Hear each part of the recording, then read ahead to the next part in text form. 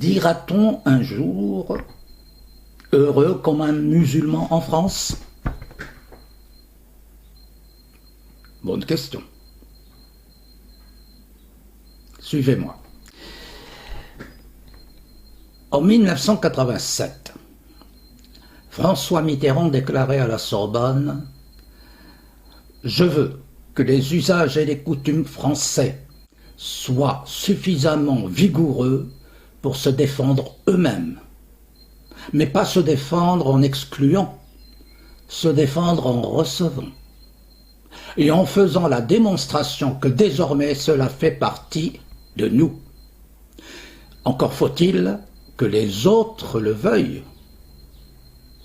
S'ils ne le veulent pas, s'ils refusent ce que nous sommes, alors, bien entendu, il y a mal donne. » Fin de citation. Et en effet, il y aurait mal donne si ces autres s'affranchissaient des usages et coutumes français, ou, pire, s'ils voulaient imposer les leurs tout en prétendant au statut de citoyen. Dina de Melchota Dina, dit le Talmud. La loi de l'État est la loi. Voilà un précepte que le musulman de France gagnerait à faire sien. Peut-être manque-t-il l'équivalent d'un Talmud à l'islam? Il manquerait plutôt un Napoléon pour soumettre l'islam à la question, au questionnaire, à ce questionnaire que l'empereur adressa en 1806 à l'Assemblée des notables juifs, 12 questions, dont nous retiendrons 2 pour faire court. 1. Aux yeux des Juifs, les Français sont-ils leurs frères ou sont-ils des étrangers? 2. Les Juifs nés en France et traités par la loi comme citoyens français regardent-ils la France comme leur patrie? Ont-ils l'obligation de la défendre? L'Assemblée des notables juifs avait, le 4 août 1806, répondu ceci. Des hommes qui ont adopté une patrie, qui y résident depuis plusieurs générations, ne peuvent se regarder en France que comme Français, et l'obligation de la défendre est, à leurs yeux, un devoir également honorable et précieux. L'amour de la patrie est pour les Juifs un sentiment si naturel qu'un Juif français en Angleterre se regarde, même au milieu des autres Juifs, comme étranger. Transposons.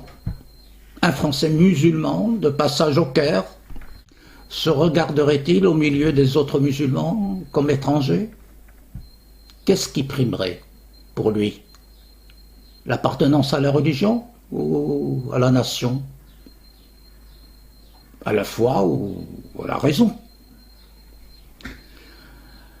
Pour un musulman du XIIe siècle, Averroès, la foi ne s'oppose point à la raison, au contraire, elle la sollicite. 5 siècles après, Spinoza écrira « L'homme qui est conduit par la raison est plus libre dans l'état où il vit, selon le décret commun. » Aujourd'hui, l'islam en crise a plus que jamais besoin de revenir à la raison, pour ainsi dire. Liberté, égalité, fraternité. Le troisième terme m'a toujours laissé sceptique.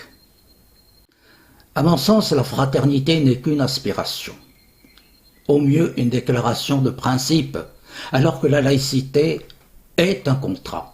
Le contrat social par excellence. D'où la question que je soumets à la réflexion. La laïcité ne serait-elle pas le plus sûr moyen d'échapper au sempiternel ergotage entre religion et citoyenneté, et ce pour l'épanouissement de l'être social comme de l'être religieux?